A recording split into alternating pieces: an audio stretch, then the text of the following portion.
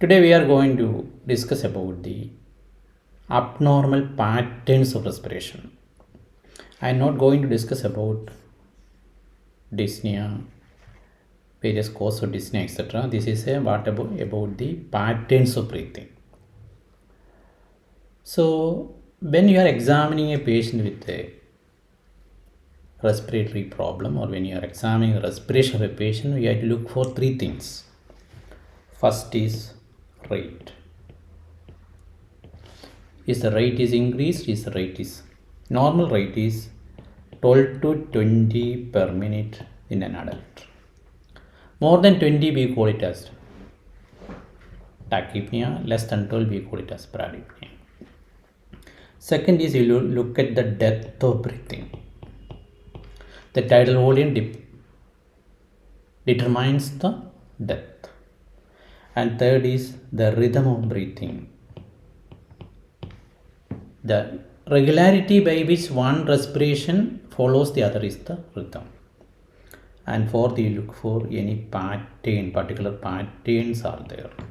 So these are the things that you look for during examination of a patient with a abnormal pattern of breathing. See this patient. The patient is in coma, that is anarousable, and you are seeing a respiratory pattern. What are the things you look for? First, look at the rate. The rate is increased, so they can say there is definitely a tachypnea. What about the depth? Carefully look for. You can see that the tidal volume progressively increases, followed by progressive reduction, and then there is a apnea. So if you draw the picture, it will be looking something like this. There is the respiratory rate is increasing. It is followed by it is waning. There is a pause. Then the cycle is repeating. This is called the Stokes breathing. Stokes breathing is seen in bilateral cord cerebral dysfunction. It can occur in congestive heart failure. So this may occur following a stroke, following head injury. So it indicates a level of lesion, that is bihemispheric dysfunction. So this is important to remember. But it can be normally seen in infants during sleep. Also it may be seen. The pause is variable from 12 to 120 seconds. This may last. So the pause can be variable in cases. A similar breathing which is appearing similar to Stokes is the Biot's breathing. It is sometimes called the cluster breathing.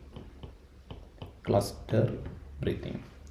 The fundamental difference is that here there is a pause is there, but the variability in the depth is not there. So that is basically the difference between the Stokes and the Biot's breathing.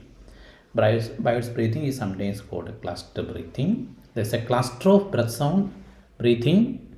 Clusters are occurring, followed by a gap or apnea. Then again it is recurring.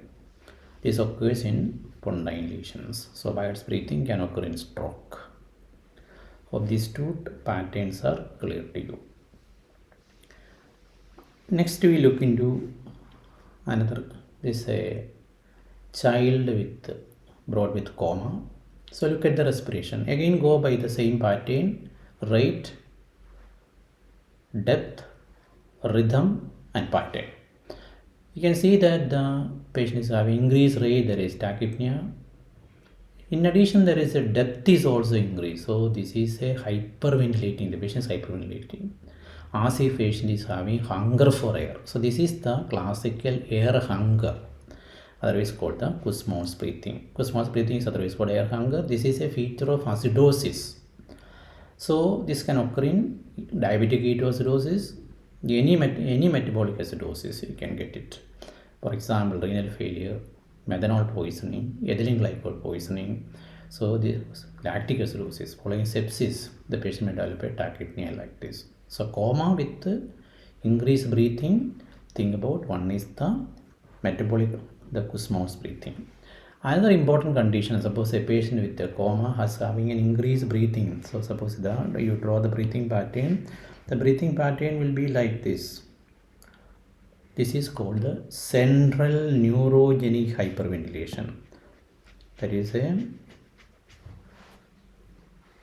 depth is increased, the rate is increased. If there is no cause for a pulmonary edema or aspiration pneumonia, such a breathing is definitely indication that there is a midbrain or upper pontine lesion.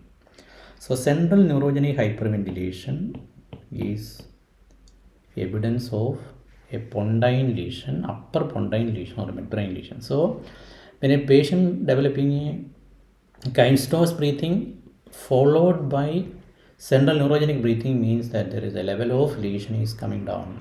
That is bihemispheric lesion followed by CNS means now the midbrain or upper pons is cut off. So that is the relevance of looking at the increased rate. Of course, hyperventilation can occur in other conditions, COPD, asthma, etc. But we are concerned with these special situations. So COPD, asthma, again the breathing pattern will be different, but they can have this sort of hyperventilation. Now we look into the third case. So let us look into what is happening.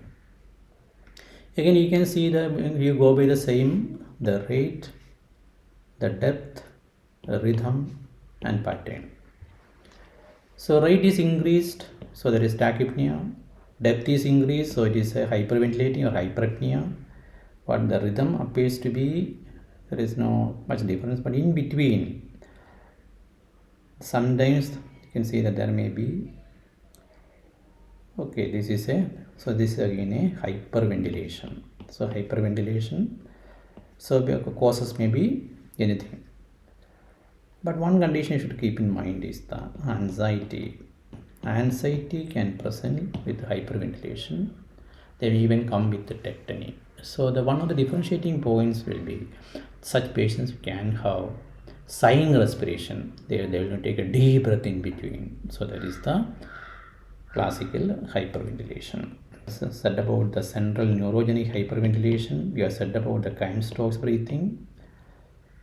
We have said about the bivots breathing or cluster breathing. There is another breathing called ataxic breathing. In ataxic breathing, what is happening? There is just like ataxia, the breathing pattern is totally irregular. The depth is, so this will be the ataxic breathing. It occurs in medullary lesions.